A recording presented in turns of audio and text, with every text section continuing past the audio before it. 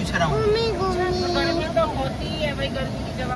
A trip can not be completed without family कलेश, तो हम अपनी ट्रिप को सक्सेसफुल बना रहे हैं। Hi, good morning everyone. This is our last day in Goa. अब करें चेकआउट। हो गई हूँ मैं ready. This is my outfit of the day.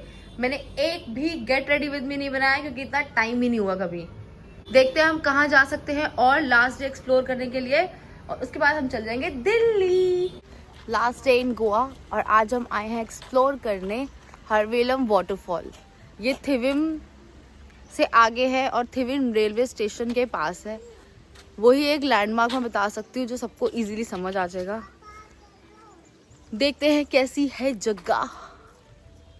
तो जगह तो देखो बढ़िया ही है, मतलब ऐसी कौन सी जगह है गोवा में जो अच्छी नहीं लगेगी। और नेचर लवर्स को यहाँ आने में मजा आएगा क्योंकि यहाँ भीड़ ही नहीं है। ये रहा वाटरफॉल। मैं वो इंसान हूँ जो सीधे रास्ते तो चल नहीं सकती, इसलिए सामने वाटरफॉल देखने के लिए जो प्लेटफॉर्म बना हुआ था उसे छोड़ के मैं चली गई आगे। और आगे जाने का वैसे मेरा डिसीजन बुरा भी नहीं था क्योंकि यहाँ से ऊपर जाके हम वाटरफॉल को और पास से देख सकते थे।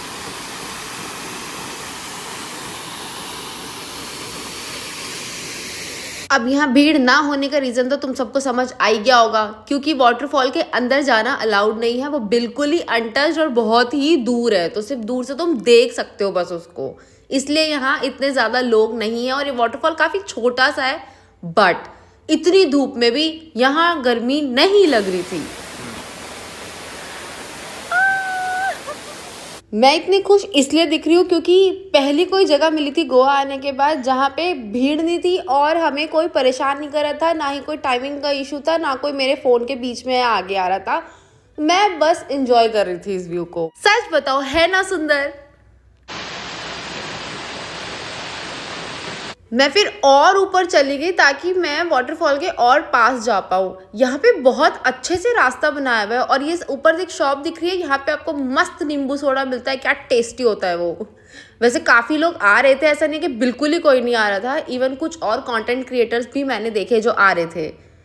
तो इतना भी आइसोलेटेड एरिया नहीं है, बट हाँ भीड़ नहीं है। तो फिर फाइनली मैं पहुंच ही गई उस प्लेटफॉर्म पे जो बनाया गया था स्पेशली वाटरफॉल देखने के लिए। मैं इतनी देर से यहाँ आ ही नहीं रही थी, पर यहाँ आके पता चला कि इसका भी एक मीनिंग है। आई मीन यहाँ आने का फायदा तो है। ये पानी बहुत गहरा नहीं है, पर इसमें बहुत सारी सुंदर सुंदर फिशेज हैं और यहाँ खड़े होकर वाटरफॉल देखने में मजा तो आता ही है। बनाया ही इसलिए ऑफ कोर्स।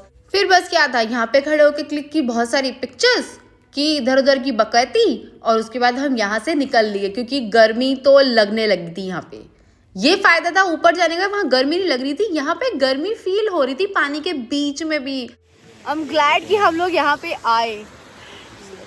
कितना सुंदर लग रहा है। Goa is not about beaches, not only about drink and seafood, it's all about its nature. जिनको आराम से नेचर को देखना और एक्सप्लोर करना पसंद है, नेचर को फील करना पसंद है, उनके लिए ऐसी जगह है। फिर आया था एक कलेशी मोमेंट, जिसके बाद हम अपने आप को नॉर्मल करने के लिए गए ज़ूडियो। पूछ रहा हूँ। गर्मी तो होती है भाई, गर्मी की जगह पे। अरे मैं पूछ रहा हूँ हवा आ रही है कि नहीं, बस इतना ही पूछ रहा हूँ। वो भी नहीं पूछूं। थामा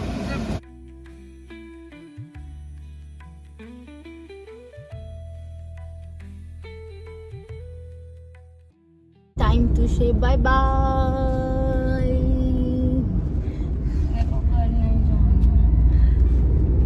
नहीं जाना। किस किस को मागर नहीं जाना? पग को जाना है? मेरे को भी नहीं जाना, पापा को भी बता नहीं दो बुआ जाना। को। हाँ घर नहीं जाना, बता दो बुआ को, बता दो। गोवा घर में रहना है। मागर जाना है?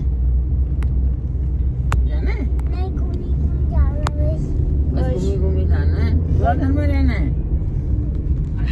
किसी का मन नहीं कर रहा पर घर जाना तो पड़ेगा। हम एयरपोर्ट आ गए। ये हम सबकी जिंदगी का एक बहुत ही दुख भरा दिन था क्योंकि हमें अपने घर वापस जाना था और हम जा रहे थे मोपा एयरपोर्ट, यानी मनोहर पारिकर एयरपोर्ट। ये न्यू बना है गोवा में अभी। और क्योंकि न्यू बना है और वैसे भी सुंदर तो बहुत बनाया है ये, लेकिन हम सब फिर भी दुखी थे और दिल्ली आने के नाम से ही हम सबको खांसी स्टार्ट हो गई थी। सुन तो लिया ही होगा सबने।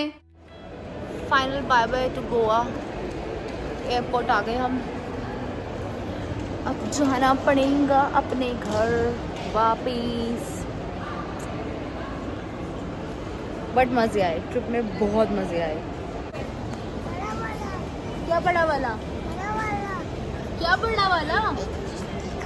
हाँ दिखाओ। लो